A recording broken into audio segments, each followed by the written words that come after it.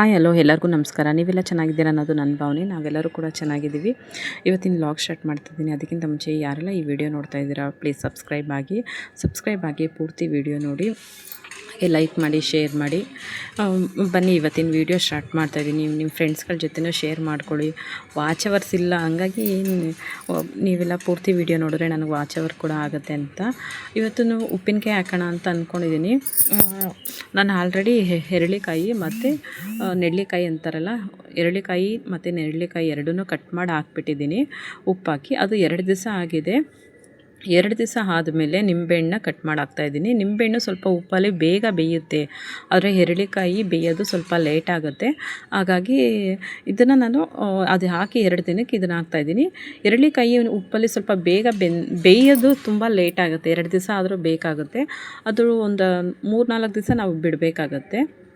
ನಿಂಬೆಹಣ್ಣು ಏನಿಲ್ಲ, ಒಂದೇ ದಿನಕ್ಕೆ ಒಂದು ಸ್ವಲ್ಪ ಇದಾಗುತ್ತೆ. ಹುಳಿನೂ ಜಾಸ್ತಿ ಇರುತ್ತಲ್ವ, ಹಾಗಾಗಿ ಬೇಗ ಇದಾಗೋಗುತ್ತೆ.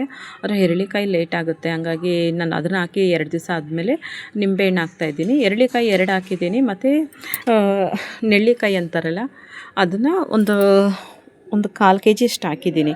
ಇದಕ್ಕೆ ನಾವು ಬೇಕಾದರೆ ಹಾಗಲಕಾಯಿನೂ ಹಾಕ್ಬೋದು, ಕ್ಯಾರೆಟ್ ಕೂಡ ಹಾಕ್ಬೋದು. ನಾನಿವತ್ತೇನು ಹಾಗಲಕಾಯಿ ಕ್ಯಾರೆಟ್ ಹಾಕಿಲ್ಲ, ಇದನ್ನು ಮಾತ್ರ ಹಾಕ್ಕೊಂಡಿದ್ದೀನಿ. ನೋಡಿ, ಎಲ್ಲ ಹಚ್ಚಿಟ್ಕೊಂಡಿದ್ದೀನಿ.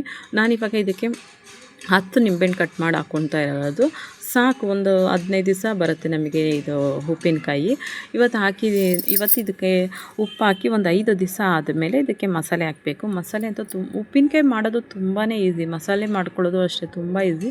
ಒಣಮೆಣ್ಸಿನ್ಕಾಯಿ, ಸಾಸಿವೆ, ಮೆಂತ್ಯ ಅಷ್ಟೇ, ಅದು 3 ಹುರ್ಕೊಂಡು ಪೌಡ್ರ್ ಮಾಡಿ ಎಣ್ಣೆ ಹಾಕಿ ಸಾಸಿವೆ, ಬೆಳ್ಳುಳ್ಳಿ, ಕರ್ಬೇವಿನ ಸೊಪ್ಪೇನು ಬೇಡ, ಬೆಳ್ಳುಳ್ಳಿ ಮತ್ತು ಸಾಸಿವೆ, ಎಣ್ಣೆ ಸ್ವಲ್ಪ ಹೆಚ್ಚಾಗಿ ಹಾಕ್ಬಿಟ್ಟು ಒಗ್ಗರಣೆ ಹಾಕ್ಕೊಂಡ್ಬಿಟ್ರೆ ಆಯಿತು. ಉಪ್ಪಿನಕಾಯಿ ಮಾಡ್ಕೊಳ್ಳೋದು ತುಂಬ ಈಸಿ. ಆದರೆ ಊಟದ ನಡುವೆ ಒಂದೊಂದು ಉಪ್ಪಿನಕಾಯಿ ಇದ್ದರೆ ತುಂಬ ಚೆನ್ನಾಗಿರುತ್ತೆ. ನಾನೆಲ್ಲನೂ ತೆಗ್ದು ಬಾಕ್ಸಿಗೆ ಹಾಕಿರೋದಕ್ಕೇ ಮತ್ತೆ ಹಾಕ್ಕೊತಾ ಇದ್ದೀನಿ.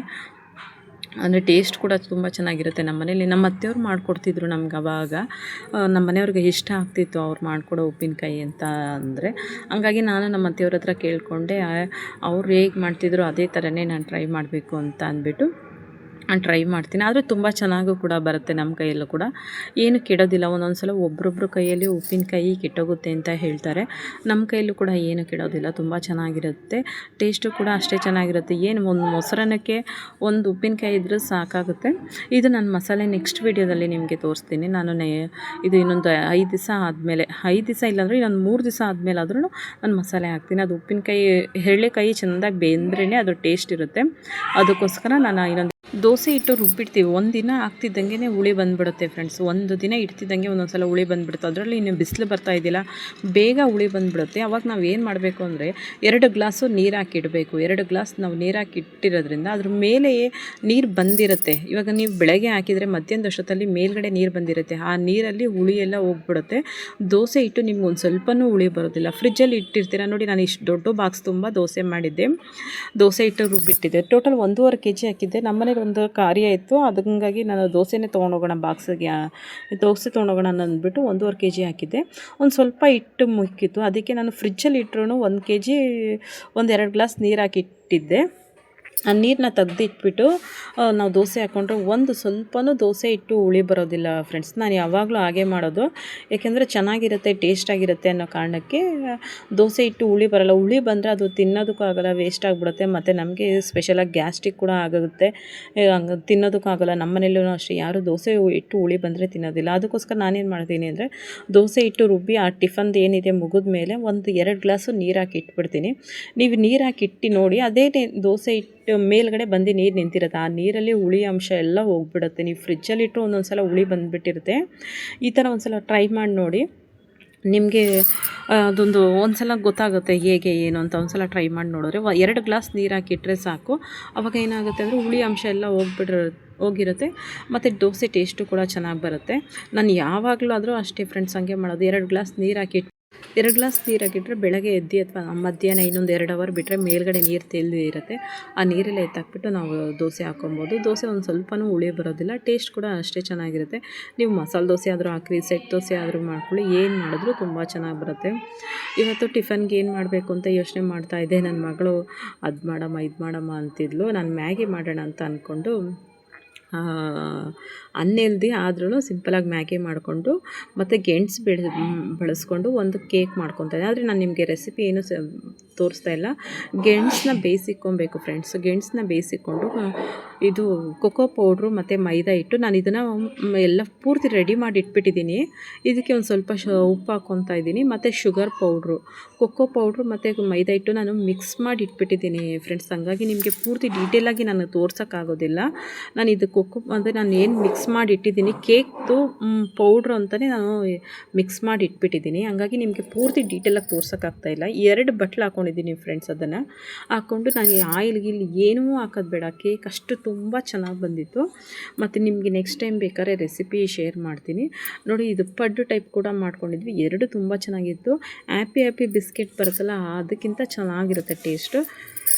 ನಾನಿವತ್ತು ಮ್ಯಾಗಿ ಮಾಡ್ಕೊಳ್ಳೋಣ ಟಿಫನ್ಗೆ ಅಂತ ಅಂದ್ಕೊಂಡು ಅದು ಅನ್ಹೆಲ್ದಿ ಆದರೂ ಓಕೆ, ಸ್ವಲ್ಪ ಹೆಲ್ದಿ ಥರನೇ ಮಾಡಬೇಕು ಅಂತ ಅಂದ್ಬಿಟ್ಟು ಸ್ವಲ್ಪ ವೆಜಿಟೇಬಲ್ಸ್ ಎಲ್ಲ ಹಾಕಿಬಿಟ್ಟು ತುಂಬ ದಿವಸ ಆಗಿತ್ತು. ಅಂದರೆ ಒಂದು ವರ್ಷದ ಮೇಲೆ ಆಗಿತ್ತು ಅಂತ ಅಂದ್ಕೊಳ್ಳಿ. 1 ವರ್ಷ 2 ವರ್ಷನೇ ಆಗಿದೆ ಅನಿಸುತ್ತೆ. ನನಗೆ ಆ ಮ್ಯಾಗಿ ರೀಸೆಂಟಾಗಿ ಅಂತೂ ತಿಂದು ನೆನಪೇ ಇಲ್ಲ.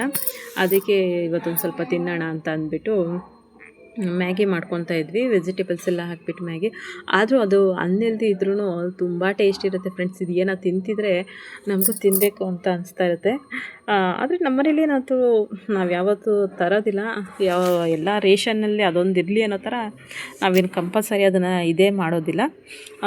ಅದ್ರ ಬಗ್ಗೆ ನಾವೇನು ಇದು ಮಾಡ್ಕೊಳ್ಳಲ್ಲ. ಇನ್ನೂ ನಮ್ಗೆ ಆ ಥರ ನೂಡಲ್ಸ್ ಎಲ್ಲ ತಿನ್ನಬೇಕು ಅಂತ ಅನಿಸಿದ್ರು ಚಪಾತಿ ಎಲ್ಲ ಮಾಡ್ಕೊಂಡು ತಿಂತೀವಿ.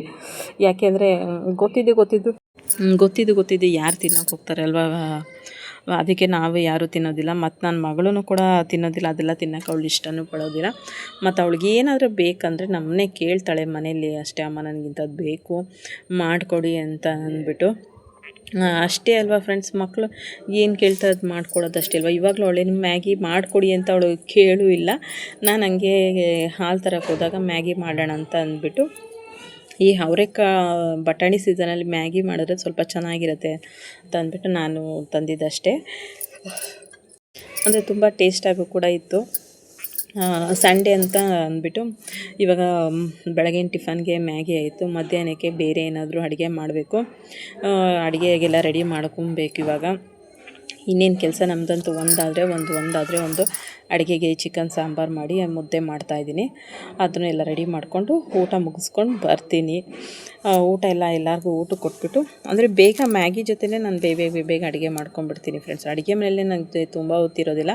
ಅಡುಗೆ ಮನೆಗೆ ಹೋದರೆ ಬೇಗ ಎಲ್ಲ ಕೆಲಸ ಮುಗಿಸ್ಕೊಂಡ್ಬಿಡ್ತೀನಿ. ಚಿಕನ್ ಫ್ರೈ ಮತ್ತು ಚಿಕನ್ ಸಾಂಬಾರು ಮುದ್ದೆ ಮಾಡಿದ್ವಿ ಇವತ್ತು. ಕಂಪಲ್ಸರಿ ಅದು ಇದ್ದೇ ಇರುತ್ತೆ ಫ್ರೆಂಡ್ಸ್.